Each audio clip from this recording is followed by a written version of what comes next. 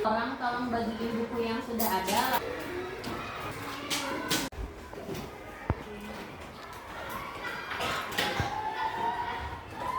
Tokoh yang paling banyak diceritakan dalam sebuah cerita, tokoh yang mana? Tokoh yang berpik tidak ngobrol. Perhatikan ke depan. Penokohan itu ada 3, ada antagonis, ada protagonis, ada cerita gonis. Kalian pernah dengar sebuah cerita Timun Mas? Pernah. Ada seorang di sebuah desa yang asri tinggal seorang perempuan namanya Mbok Sarmi. Mbok Sarmi ini hidup sebatang kara. Dia tidak punya suami dan dia juga tentu tidak memiliki seorang anak. Setelah dia lama tinggal, dia itu setiap hari berdoa. Dalam doanya, ya Allah, aku ingin menginginkan seorang anak. Aku ingin memiliki seorang anak. Setelah dia berdoa setiap hari, tiba-tiba datang seorang buto ijo. Tahu buto ijo?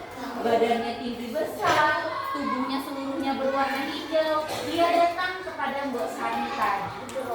Nah, setelah dibawa ke Mbok Sarmi, dia ditawarkan, kata Mbok Sarmi, mau memiliki seorang anak. Tentu Mbok Sarmi menjawab dengan lantang. Dia jawab dengan jawaban iya. Lalu Mbok Sarmi diberi sebuah timun yang harus dia tanam. Nanti setelah ditanam ini kamu akan memiliki seorang anak. Mbok Sarmi dengan semangat nih, timunnya ditanam, tanaman timunnya. Setelah ditanam, setelah beberapa bulan kemudian, dari berbagai buah timun yang ada satu buah timun yang tumbuhnya besar sekali, warnanya emas. Lama-kelamaan timunnya itu dipetik dan dibelek. Pas dibelek ada seorang bayi perempuan. Makanya Mbok Sarmi memberi nama bayi tersebut dengan nama Timun Mas. Sebelumnya ketika Buto Ijo memberikan timun kepada Mbok Sarmi, ketika Mbok Sarmi ditawarkan seorang anak, Timun memberikan pilihan, kamu boleh mau punya anak? Mau? Iya. Tapi dari timun ini nanti akan menghasilkan seorang anak, katanya. Tapi setelah 6 tahun anak itu harus kembali kepadaku, akan biasa. Buto Ijo kan makanannya manusia, mau dimakan berarti kan tujuan Buto Ijonya. Akhirnya Mbok Sarmi, karena Mbok Sarmi tujuannya pengen punya anak dulu aja lah. Iya, dia jawab, dia siap ditanam sampai akhirnya buah timun emas yang tadi itu menghasilkan anak yang dinamakan dengan Timun Mas.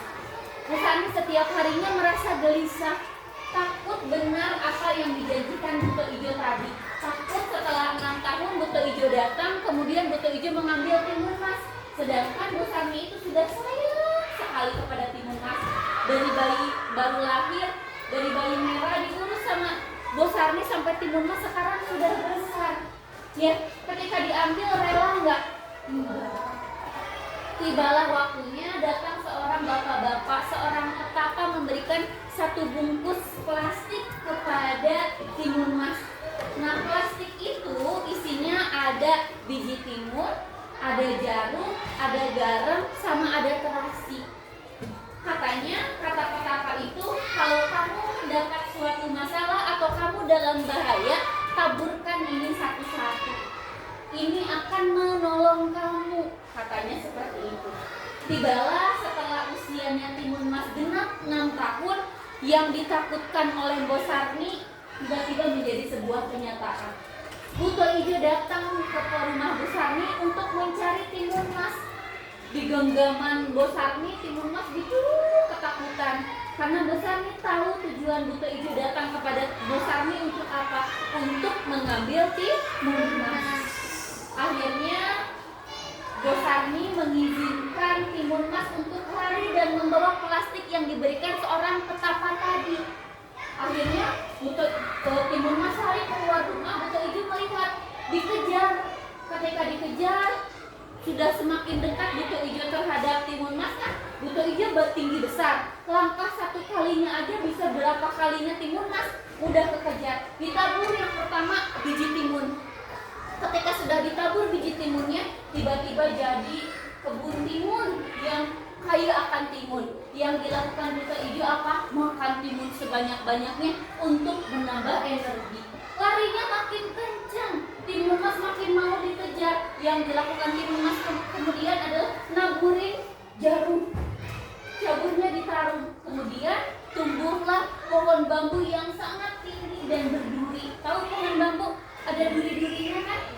Buto Ijo lari lagi lewatin pohon kebun bambu yang berduri tadi, karena dia berhasil.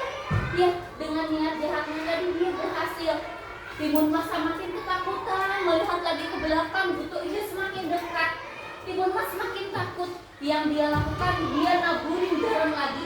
Ketika ditabur garam, ketika Buto Ijo sedang berlari, jadi lautan.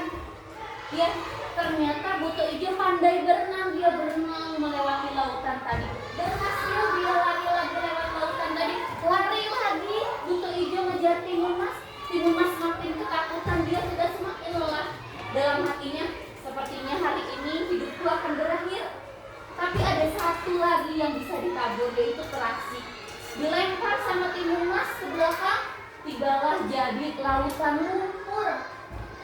Beda dengan tadi, laut Buto Ijo bisa berenang di lautan lumpur, Buto Ijo tidak bisa. Akhirnya Buto Ijo tenggelam dan meninggal. Dengan bahagia, akhirnya Timun Mas merasa kasihan, tapi dia bahagia. Dia lari kembali ke rumah Bosarni, ke pelukan Bosarni. Itu cerita singkat tentang cerita Timun Mas. Dari cerita tadi ada berapa tokoh yang diceritakan? Siapa saja? Bosarni, apa? Ada 4 orang ya. Bosarni, Timun Mas, Buto Ijo, sama Petapa. Yang menjadi tokoh utamanya siapa? Timun Mas, Bosarni, Buto Ijo. Kalau yang jadi protagonis atau tokoh pendukungnya? Berarti kalau ibu tanya, kalian bisa jawab ya. Yang antagonis siapa? Buto Ijo. Tokoh utamanya ada 3, Timun Mas, Bosarni, dan Buto Ijo. Tapi yang jadi antagonis mah 1 orang, siapa? Buto Ijo. Kandakannya kenapa dikatakan antagonis? Karena dia tadi mau merebut kembali Timun Mas dan memakan Timun Mas. Tapi yang Mbak Bosarni antagonis, protagonis? Protagonis. Kenapa dia baik? Merawat Timun Mas, benar. Kalau Timun Mas tokoh yang seperti apa? Baik. Tindakan dikatakan baik seperti apa? Dia menyayangi Bosarni, dia tidak melakukan dalam cerita menunjukkan bahwa dia seorang yang jahat. Gitu ya. Nah, kalau misalnya tadi Petapa sifatnya protagonis, tindakannya dia hanya muncul 1 kali dalam sebuah cerita. Cuma datang dalam cerita ngasih plastik yang isinya tadi biji timun, garam, duri, jarum, sama terasi. Gitu ya, bisa. Sekarang ibu akan bacakan lagi, ibu akan bercerita lagi 1 buah cerita. Terus nanti kalian analisis, ada tokohnya apa, tokohnya siapa, sifatnya apa, tindakannya apa. Langsung diisinya di LKS saja. Kecuali yang tidak punya berarti diisi di buku tulis.